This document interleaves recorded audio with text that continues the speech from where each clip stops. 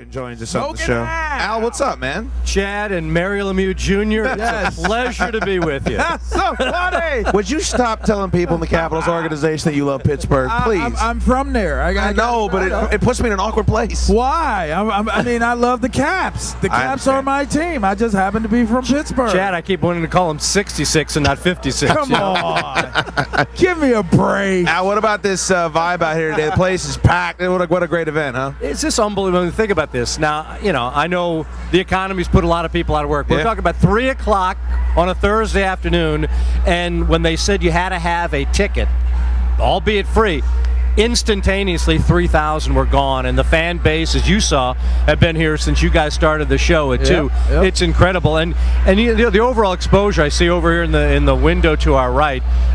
One Alex Ovechkin who just got back into town, and I was talking to Nate Ewell, the Caps' outstanding PR director, and he and Mike Green, along with Ovi, were up in New York for this big media tour that included a photo session for a big spread in Vanity Fair. That's nuts. With Ovi and Sidney Crosby. Now, when did you ever imagine you'd see the NHL being featured in a magazine like Vanity Fair? That just gives you an idea of the reach we've got, not only in Washington, but for the sport in general. How important is that rivalry to the sport itself? Because I just know so many people that are just football fans or basketball fans, but when you hear Ovi and Sidney, they perk up, they want to watch the game. How much credit is that giving to the sport in drawing in new fans? There's not a doubt in my mind that's a huge factor. We all talk about rivalries. We just went through rivalry week here with the Cowboys. I mean, LaVar, you know what it's like to always have people in the offseason stop you and talk about one particular team, whether it was at Penn State, whether it was with the Skins or whatever.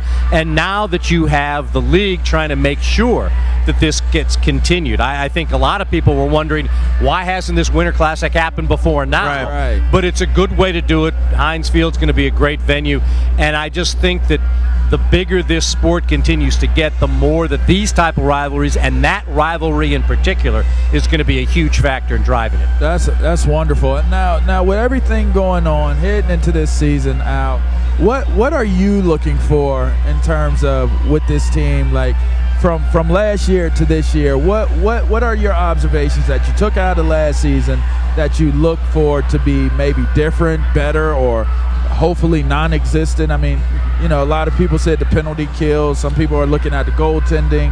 What is it that you're looking at? There's no doubt there are a lot of questions, which seems odd for a team that had the best regular season record in the NHL last year. But based on what they did in the postseason, I don't want to say the regular season is irrelevant, but right now in this town for hockey fans, the regular season is irrelevant. Right. It's all about the postseason. So what you look for is how this team builds itself and the personnel they've got. A lot of young guys like Carlson and Alsner are going to be asked to start it in October, but by the time April rolls around, be ready to take another step up. There are little things, as you mentioned, penalty kill. Is there going to be one of the two goaltenders who steps above the pack? All those things are going to be part of it. But I think the biggest question everybody has, is this team constructed for the postseason as we've been seeing it? They're a Detroit Red Wings style of play team, and we saw how the Red Wings dominated the NHL postseason for years. The last couple of years, it's been teams that have kind of banged and ground you. The Philadelphia Flyers and Montreal Canadiens. Look at the style of play they had with a little skill mixed in. It's guys like Hal Gill for Montreal who had the biggest postseason effect in my mind. Is there a Hal Gill type on this team? I don't see him. Does that mean they're going to have to either A, develop him or go out and buy him? That's a very real possibility. Wow. You understand what it's like, though, when you see the Capitals, who are clearly more talented than a team they're playing in the playoffs, but because the style of play implemented by that team makes it a bad matchup. That happens all the time. That happens in combat sports, it happens in football, and that's fine. But the book is out there on how to deal with this team in the playoffs. They didn't do much in the offseason to change who they are. I mean, a couple key guys leave. You lose Jose Theodore. We'll see how that works out. Do you think it was the right move? I told Coach it was. I think it is. But do you think it's the right move to stay the course when you kind of have been repeating the same mistakes you've made in the playoffs? Well, in my mind, there's no question that this defense overall is better with John Carlson and Carl Alsner on a regular basis. There's not a, again, doubt in my mind that John Carlson within a year or so is going to be talked about as one of those young elite defensemen. He's not clutch. just good, Yeah. he's going to be great. I truly believe that. But we always go through this. I go through it, media, fans, we all go through this. And now I haven't been doing, I haven't been on radio lately. So refresh. Well, isn't there a team in Ashburn that we always destroy because they never draft, and the people they draft they never let develop? Right. It sounds familiar. We don't know what team you're talking does that about. Sounds familiar. We don't know the name, but you may have heard about them, right? We've heard it. Well, that's kind of the case we're going on here. We as fans, we in the media, we want instant results, and I get it. But this Capital team, as we see right now, what's to say that in 1 to 2 years from now, they aren't A, dramatically better team, and B, the dominant team in the National Hockey League, with all of their stars being 27, 28 years and younger. Right. Are we willing to let them build? Are we willing to let John Carlson become Duncan Keith, in other words, in a couple years, or do we have to have it now? Well, don't you believe that with the faith and admiration for Ted Leonsis, and then the respect level that the city has for not only him but for obviously Coach Boudreau, don't you believe that they've given themselves a fair opportunity to develop that? See, to me, the other team that you're talking about, they have not given the fans a true reason to give them that type of time.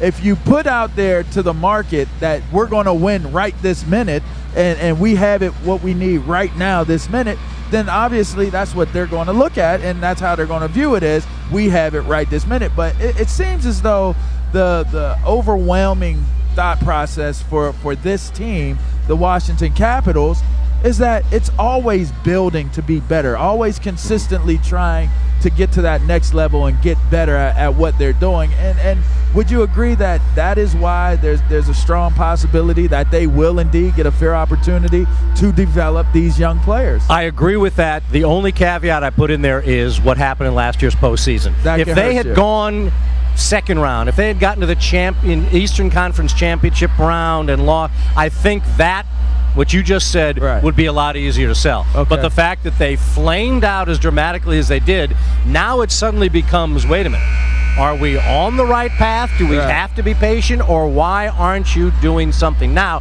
One of the things, and this is also a great debate, did George McPhee do himself a great service by holding on to about $4.5 million of cap space to be able to do something, or did he sit around the sidelines and watch Pittsburgh bring in a Paul Martin and a Mahalik, two good defensemen? Mahalik, the type of shot blocker the Caps need. Anton Volchenkov going to New Jersey as well as Koken. So do you say, well, you should have spent your money now and put yourself in the problem with New Jersey and Pittsburgh trying to find extra forwards in the case of Pittsburgh and New Jersey even getting under the cap?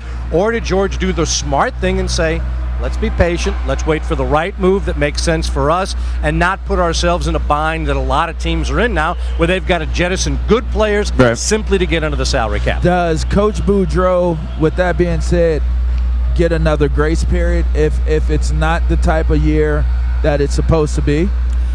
That's tough to predict, because I don't know, as patient as Ted Leonsis seems, he still is a very smart, savvy man. And if he sees another first-round or early flameout, does he honestly say, you know what, I still believe in my heart of hearts we're on the right track? That's tough to really predict. I don't know how much patience anybody has. I think he fully believes in what George McPhee and Bruce Boudreau are building. But I think he also, like everybody else, has to see more than just a President's Trophy and an early flame out in the playoffs. Great stuff, as always. Smoking Al Koken, Comcast Sportsnet. Smoking. One of the best in the business. Thanks, man. Thanks for taking a couple minutes with us. You guys have rocked it all the way from your year plus, covering everything, including the Caps. I don't see anybody from Dan Jazeera here, so you guys are set up. This is the spot for Cap fans on 106.7 The Fan with LaVar and Dukes. Absolutely. I'm going to steal that. All right, we'll take a quick break. We're coming right back. Players on the ice. Kettler Iceplex, LaVar and Dukes broadcasting live.